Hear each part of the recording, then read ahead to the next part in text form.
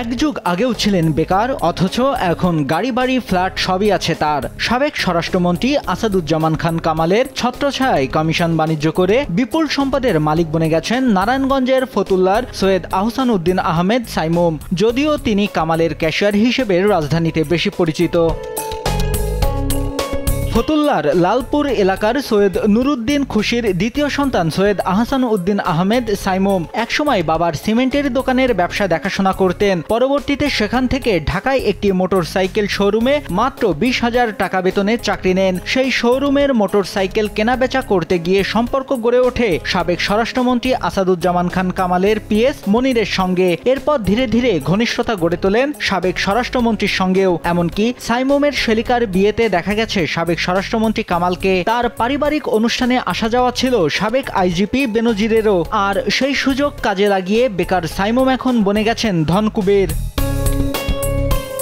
অভিযোগ রয়েছে নিয়োগ ও বদলি বাণিজ্য, রাশিয়া থেকে গম ও বিমানসহ বিভিন্ন কেনাকাটার মধ্যস্থতায় কমিশন নিয়ে অঢেল টাকার মালিক বনেছেন সাইমুম। একই সঙ্গে সাবেক স্বরাষ্ট্রমন্ত্রী কামালের বিভিন্ন সেক্টরের কমিশনের অর্থ সংগ্রহ করত সে। এরপর সেই অর্থ বিদেশে পাচার করত তার শ্যালক আসিফের মাধ্যমে। তার সঙ্গে সাবেক মন্ত্রী, এমপি ও সচিবের সখ্যতা থাকায় সব জেনেও ভয়ে এতদিন প্রতিবাদ করতে পারেনি স্থানীয়রা। যত ধরনের এখানে অপকর্মী হয়, অপকীর্তি হয়, এগুলির সব টাকা উঠানোর দায়িত্ব থেকে শুরু করে সব কিছুর সাথে সে জড়িত।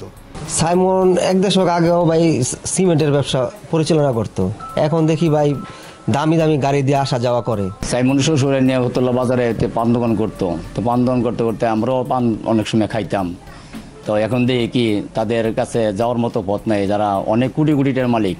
দেশ টিভির অনুসন্ধানে বেরিয়ে এসেছে ঢাকার অভিজাত এলাকা গুলশান ও উত্তরাতে একাধিক আলিশান ফ্ল্যাট রয়েছে সাইমুমের। পাশাপাশি রাজধানীর একটি অভিজাত হোটেলের শেয়ার সহ কক্সবাজার থাকা সাবেক স্বরাষ্ট্রমন্ত্রী কামালের 5 তারকা হোটেলের মালিকানাতেও আছে তার নাম। নিজ এলাকা ফতুল্লাতে গড়ে তুলেছেন আলিশান ভবন, রয়েছে কয়েকটি জমিও। চলাফেরা করেন দামি ব্র্যান্ডের গাড়িতে। রাজধানীর বোট ক্লাব, গুলশান ক্লাব সহ বিভিন্ন ক্লাবের সদস্য হয়েছেন তিনি।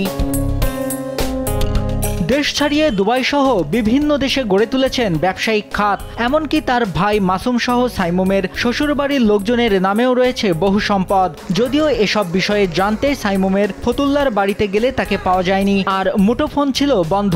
গেল 5 আগস্ট শেখ হাসিনা পদত্যাগ করলে আত্মগোপনে চলে যান সাবেক স্বরাষ্ট্রমন্ত্রী আসাদুজ্জামান খান কামাল। আর দুর্নীতির দায়ে অভিযুক্ত সাবেক আইজিপি দেশ ছেড়েছেন আরও আগেই। তবে ধরাছোঁয়ার বাইরেই থেকে গেছেন সাইমুম সহ অন্যরা। তাদেরকে আইনের আওতায় আনার দাবি জানিয়েছেন সুশাসনের জন্য নাগরিক সুজনের নেতারা।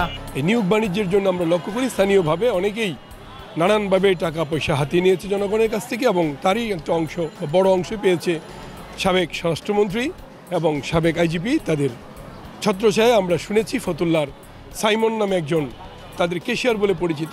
আমরা তাদেরকে ধরে খুঁজে তাদেরকে আইনের আওতায় এনে এবং তাদেরকে দৃষ্টান্তমূলক শাস্তির ব্যবস্থার জোর দাবি জানাচ্ছে।